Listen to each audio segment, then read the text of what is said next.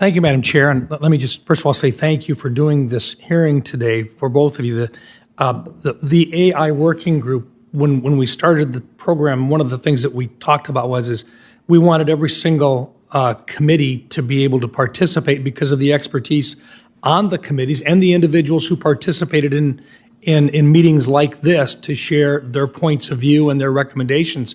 So I really appreciate your jumping on as early as you have. You're probably one of the first subcommittees to actually have a significant opportunity to talk about a specific area in which AI does make a difference.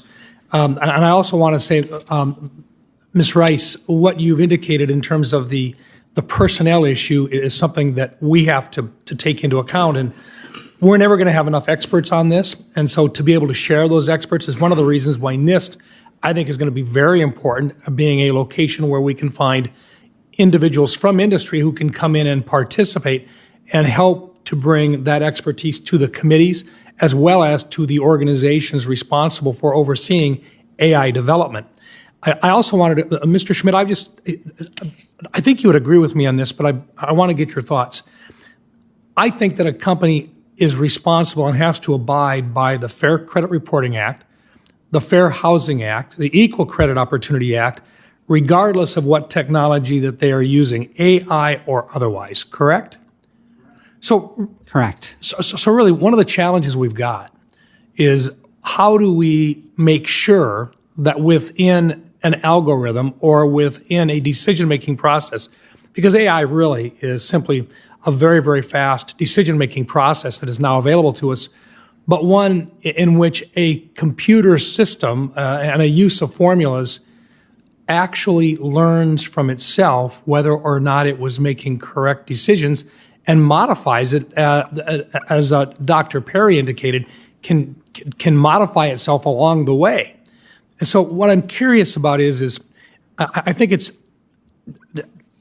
don't think we can be afraid of the technology, but I think we've got to be able to leverage the best of it while at the same time being able to provide the regulators the ability to ask the questions and to make modifications or request modifications should there be biases identified.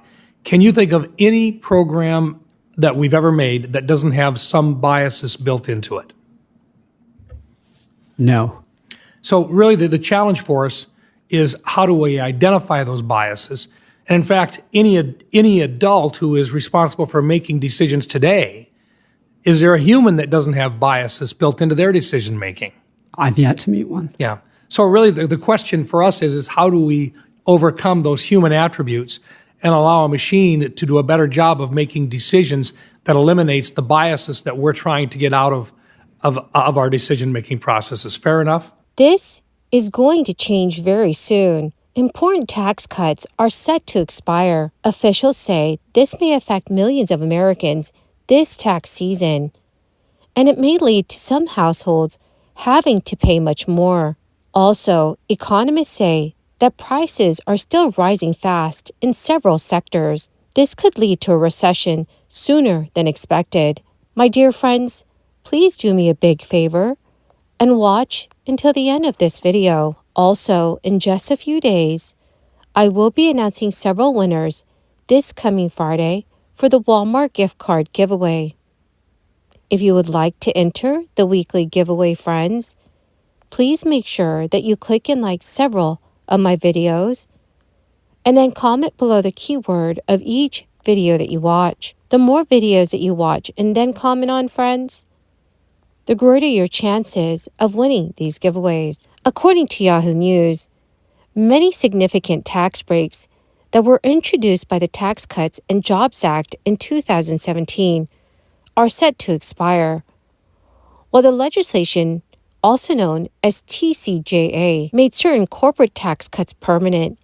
The reduced individual tax rates will only last until December 31st, 2025. This is after which they will return to the levels before the TCJA.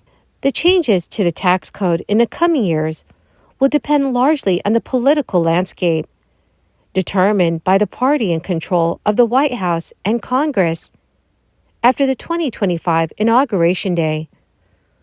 Whether Republicans aim to retain the cuts, Democrats plan to adjust rates, or a bipartisan compromise is reached in a divided government, taxpayers from all political backgrounds will feel this impact. Julio Gonzalez, the founder of Engineered Tax Services, has emphasized the critical situation facing Congress. He warns that letting the temporary provisions of the TCJA expire may have severe consequences for the overall U.S. economy and the well-being of many working families. The legislation brought about various changes to the tax code, with 3 key adjustments set to revert by the end of 2025.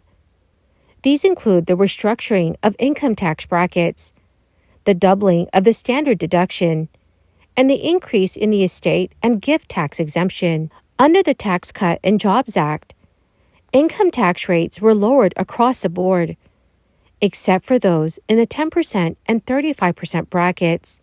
However, these reductions are temporary, and without an extension or revision, Americans may face a 1% to 4% increase in personal taxes over the next 28 months. The legislation also doubled the standard deduction for the tax years from 2018 to 2025, simplifying the tax filing process for many individuals and their families, while standard deduction amounts significantly increased, making it easier for taxpayers to choose this option over itemizing deductions. These changes are set to revert after 2025. Additionally, the Tax Cuts and Jobs Act raised the estate and gift tax exemption, allowing individuals to pass on up to $12.92 million in assets without facing federal, state, or gift taxes. Also, Yahoo News has reported that in January, inflation in the United States went up more quickly than experts had predicted.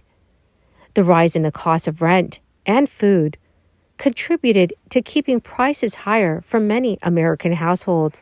The Consumer Price Index, which measures the prices of everyday goods like gas, groceries, and rent, increased by 0.3% in January compared to the previous month. Prices went up by 3.1% from the same period last year, exceeding the 0.2 monthly increase. Lisa Stortevant, a chief economist, emphasized that while inflation is moving in the right direction, a lower inflation rate does not mean that prices are falling.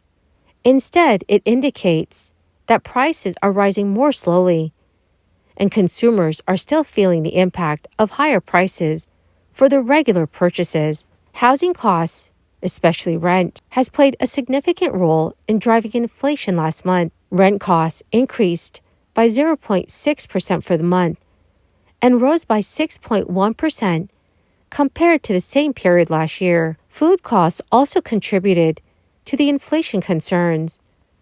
Grocery prices went up for the 10th consecutive month, increasing by 0.4% in January and remaining 1.2% higher on an annual basis. Other staple items like bread, pork chops, juices, snacks, coffee, and fresh vegetables also saw price increases, although the average cost of a gallon of gas fell to $3.07. It has since risen to around 3.22 cents per gallon. My dear friends, thank you so much for being part of this community. Every Friday, I will be announcing several winners for the Walmart gift card giveaway. If you would like to enter these weekly giveaway, friends, do make sure that you click and like several of my videos, and then comment below the keyword of each video that you watch. The more videos that you comment on, friends, the greater your chances of winning these giveaways. Thank you, and have a wonderful and very blessed week.